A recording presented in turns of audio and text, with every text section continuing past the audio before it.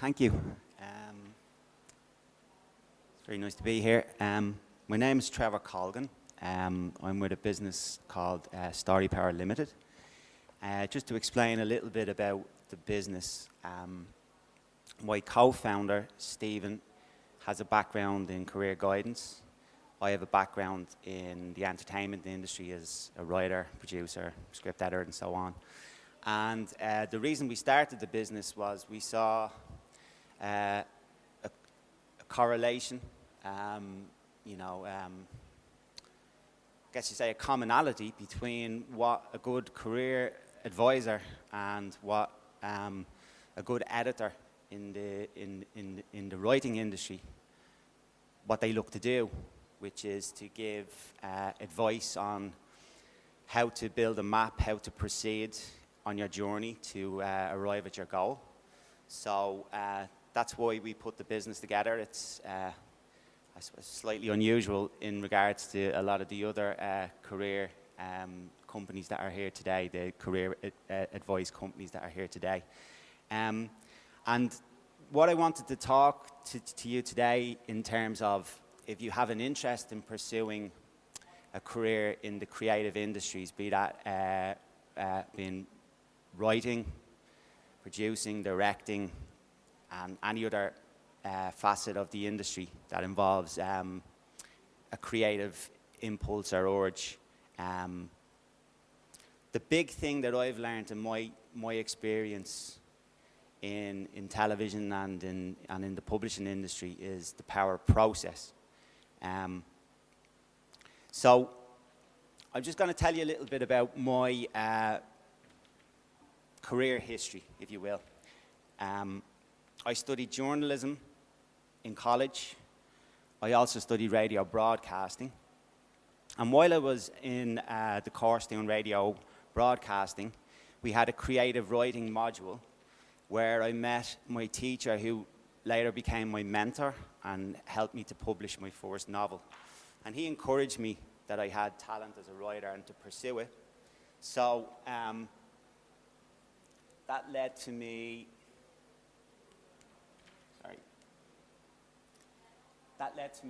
writing my first novel. It's up there, very blurry. It's the Stretford Enders, which became a trilogy. This is one of my latest books, Children of the Revolution. So I started out as a novelist, and I pursued novel writing for 3 or 4 years exclusively. But during that time, I had opportunities to dip my toe into the world of screenwriting. And that led to me creating my own drama series, which was on RTE many, many years ago. I'm much older than I look, in 2004, which was called the Big Bow Wow. And from there, I went on to work in a number of different shows over the last 20 years. I've worked on soap operas like Fair City and Red Rock. I've worked in the world of animation. I've also done work in theatre. I've done some feature film writing and editing. And that kind of brings me to one of the points that I think is really relevant to anyone who does have an interest in pursuing a career in that creative world. And I guess the most important thing that I can offer as advice for anyone who has aspirations to enter that world is you are entering the world of being a freelancer. It's very, very rare in the industry now for someone to get a job that is like a 5 or a 10-year contract. The nature of the freelance world in the creative industries like writing or directing or producing, as well as like in terms of being behind the scenes, if you're of interest in being a production designer or a costume designer or working in makeup or special effects, is you're always kind of hustling for your next gig, for your next job. And it is the nature of the industry. And with that in mind, I think it's important to encourage people, if you want to enter the creative industry, it is always useful to learn how to do different skills. So from my own personal point of view, as a novelist, I became a screenwriter. But that then led me through various opportunities that would arise to learn about script editing or story editing and story consulting, producing. So the more facets you have to your ability in terms of doing different jobs in the industry, that really helps in terms of your chances to, well, just to keep yourself employed. Because I think one of the big struggles for people who have aspirations to enter the creative industry is that you can go a long time waiting for the next gig to come along. And so if your particular interest is, say, screenwriting, if you're lucky enough to get a feature film script commissioned and optioned by a production company, it could be a 6 or 7 year journey if it ever sees the light of day. So obviously, the reality of life is you need something to pay the mortgage and pay the bills in the meantime. And that's why in the industry, I guess it's always been this way, but probably more so now, people look to give themselves multiple opportunities of learning, I suppose you'd say, complementary skills to the main pursuit that they're pursuing, if that's directing or producing or writing. So, as that's the kind of reality of the challenge you face if you want to enter the industry, I think something that's really useful to express to people who have that interest is there's sort of a contradiction for people who want to enter the creative arts, the creative world. And the contradiction is, within 6 months of trying to enter that world, you will feel like nobody wants me. I'm never going to get into this world. I'm never going to get an opportunity. But by the same token, those industries live and die on fresh blood, fresh energy, and fresh ideas coming into the industry. So it is really a case of determination and, I'd say just that keeping that optimism in yourself and keeping that belief that you can break through and that you can get your opportunity. Because once you do, you find that it then becomes easier to go from role to role. And that's why I chose the topic of process to talk about in regards to what I can share with you today. The majority of my experience in the industry has been in writing rooms. So again, just to give you a little bit of information about how a writing room works. If you're a writer and you've been commissioned to work on a television show, for instance, the soap opera Fair City, which is a show that I've worked on for many years, you'll be brought into a writing room with maybe 4 to 6 or 7 other writers. And the people who produce the show will give you a brief on what they want to be in the episodes that you're going to write. And from that brief, you start the day with a blank whiteboard, a bunch of markers, and your colleagues, and you have to conjure up what the story is. You have to put it on the board. So you literally are bringing something that doesn't exist into life through the power of your imagination and your creativity. And what you learn when you're in a writing room is that process is vital in a story room functioning properly. And I use the phrase there, we always start with a list. And why I think this is really a relevant piece of information is, I was thinking about process in regards to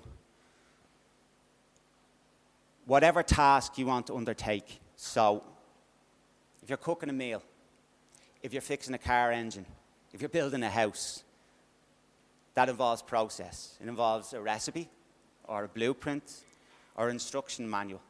And that's where the list is a huge tool in your armory in terms of figuring out what it is you want to do and how you're going to go about doing it.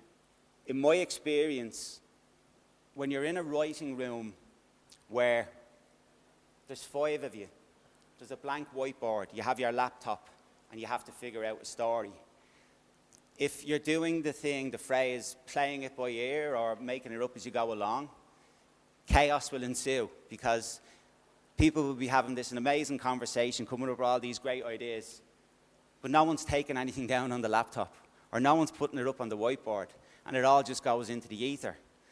And by contrast, when you're in a really well-structured and well-running story room, you'll assign those tasks at the beginning of the day. You're on the laptop, you're taking notes. You work the whiteboard, we'll just fire off ideas. And that is another great example of how process is a really good friend in building a story, in fixing a car, in building a house, whatever that might be. I think the phrase that I like the most about what explains why process is a good thing is something I've heard on many occasions from older writers, veteran writers, when I was a younger writer. Because younger writers tend to have this kind of inexhaustible font of energy and 20 ideas a minute. And what the older or veteran writer will always say is, we can go south, we can go west, we can go east, we can go north, but we can't go south and north at the same time. And that speaks to the power of process in terms of how you build your plan, you scheme out how you're going to go about bringing your idea or your ambition into life, to fruition, you know. So, a part of understanding how process is your friend and understanding how, I guess, you gain the experience and the understanding of your own process, because I guess that's another aspect of process, is that one size does not fit all. One philosophy is not the right way and another the wrong way. We're all individuals. We all have strengths and weaknesses in the ways that we work and the way that we think about what we want to achieve, the things that we want to do. But aside from that, if you think about what process involves, it is a list of steps that need to be taken. And usually when you work out a good plan of action in regards to process, there's a logical order to those steps. So one thing that I've found as in my work as a script editor, because I work a lot with young and inexperienced writers, is that when they get lost in a script or a story they might be writing, you can usually find through a conversation with them that they'll be working on the opening scene, but their focus is on that problem in the middle of the story or how they're going to make the ending work. And what that really emphasizes is that we're linear beings, you know. If you've got 25 steps and you're thinking about step 23 when you're on step 1, you're going to rob yourself of the ability to achieve either of those steps, you know. There's only probably a certain number of polymaths and supercomputers now who can do everything at once. So process is about learning to respect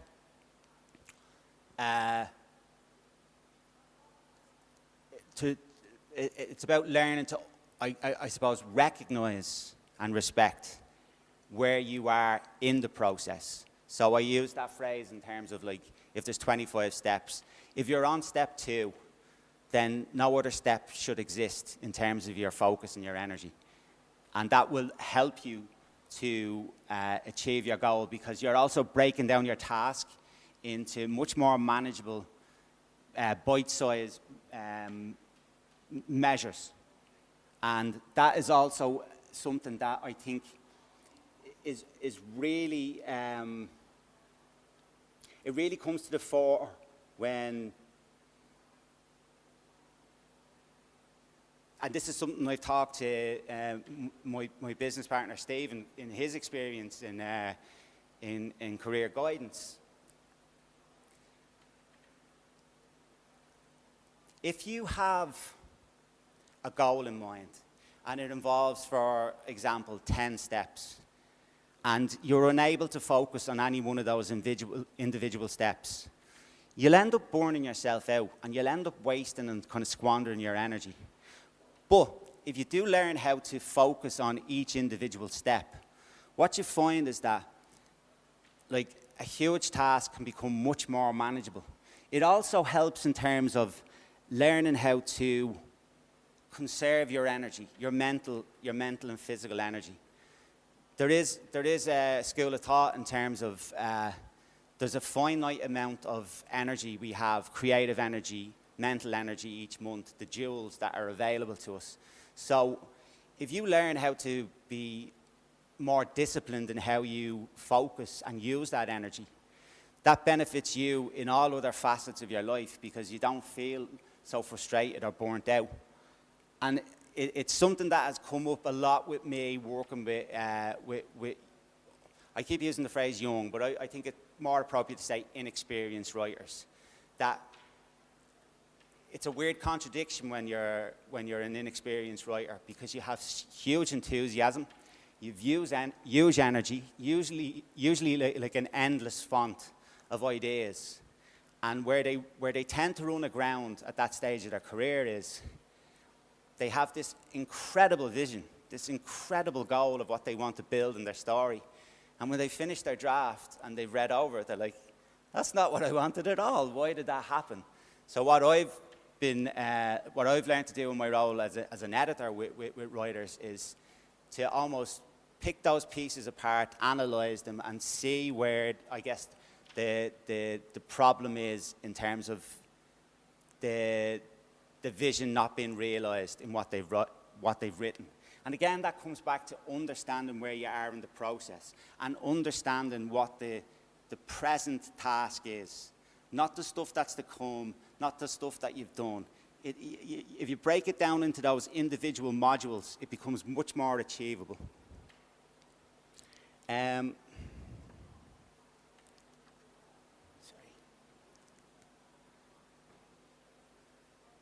So, another really important part of the process, I think, and again, I relate this in my experience in the industry as a writer and as a producer and as an editor. But again, it was one of the things that me and Stephen talked about when we started Story Power is that this philosophy or these skills, I think, are transferable to many facets of life, you know, whether you're figuring out what your vocation might be, what educational opportunities you want to follow. It may even be if you want to, put in place a new health and fitness regime. Trial and error are aspects of life that I think a lot of people tend to overlook as having absolutely no value.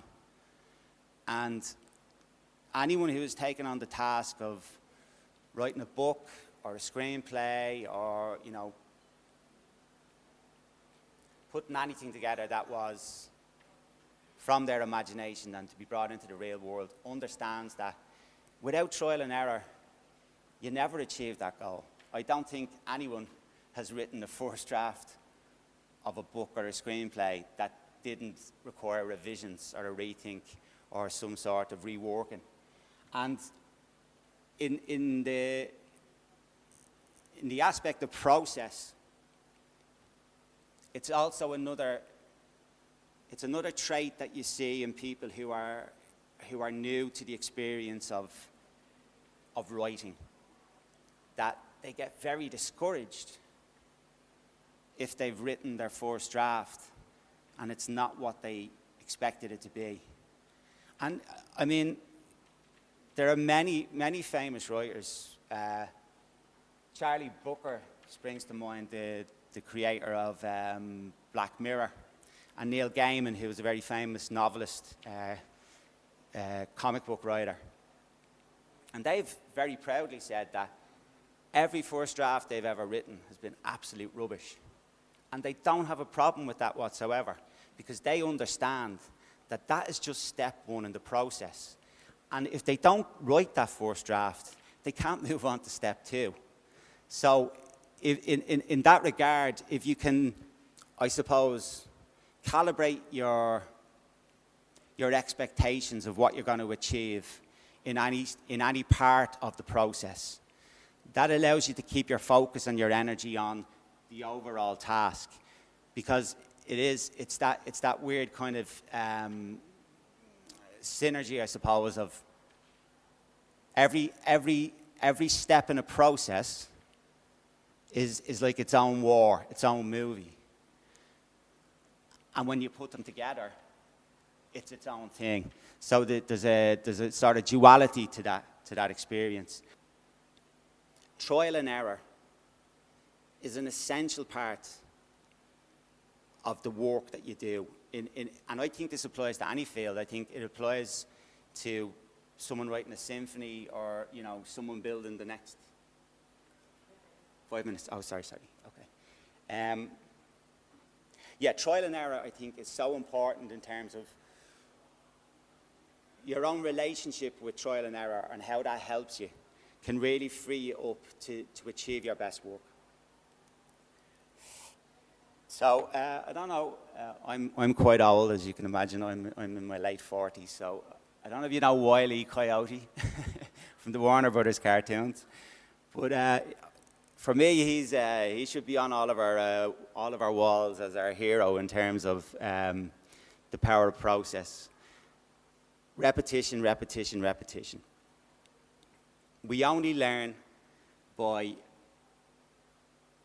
going through the exercise over and over again, and freeing ourselves to the experience of failure, and how failure makes us stronger, how it prepares us for success. So in the world of writing, getting it wrong 99 times is irrelevant if you get it right on the 100th occasion. And in that way, you have to think of it like you would taking on a new fitness regime. You want to run a marathon, you're not running 26 miles in the first day of training. If you're looking to change yourself in the gym, it's not happening in a week. It is the repetition, and it's the commitments to that repetition that makes all the difference. So just to talk about avoiding the pitfalls of process. I think I spoke about it a little bit earlier, but expectation versus reality is really important. And I think that only really comes with experience. It comes with trial and error. But it's also a skill that mentally you can improve by practicing, like almost like an affirmation, Don't be too hard on myself. Be honest about what I did achieve with the attempt you made. And that also involves the second point, which is the virtue of patience in improving your craft. Because I think we do live in a world now where everyone wants everything instantaneously. And we live in a world of a lot of technological convenience. So a lot of these lessons about process are sort of slipping away from us. But, we'd still be in the caves. We would never have gotten onto the moon if it wasn't for trial and error and process. So I just wanted to quickly outline some of the pathways in regards to people pursuing careers in the TV and film industry. If you can see up there are lines that we have, like production accountant, line manager, locations manager, script editor, producer, director. So that would primarily feature people who want to work in television or in film. And, with a number of those roles, the first step in that process it's probably been a runner, and it's probably working for nothing. And by the same token, if you look at the line there that has sound mixer, grip, gaffer, camera operation, animator, user experience designer, again, the pathway through the pathway to reach one of those roles will involve starting as kind of a runner or a volunteer. And it goes back to what I was saying about the kind of the contradiction of our industry, is that it feels impossible to get a chance. It feels impossible to be invited in.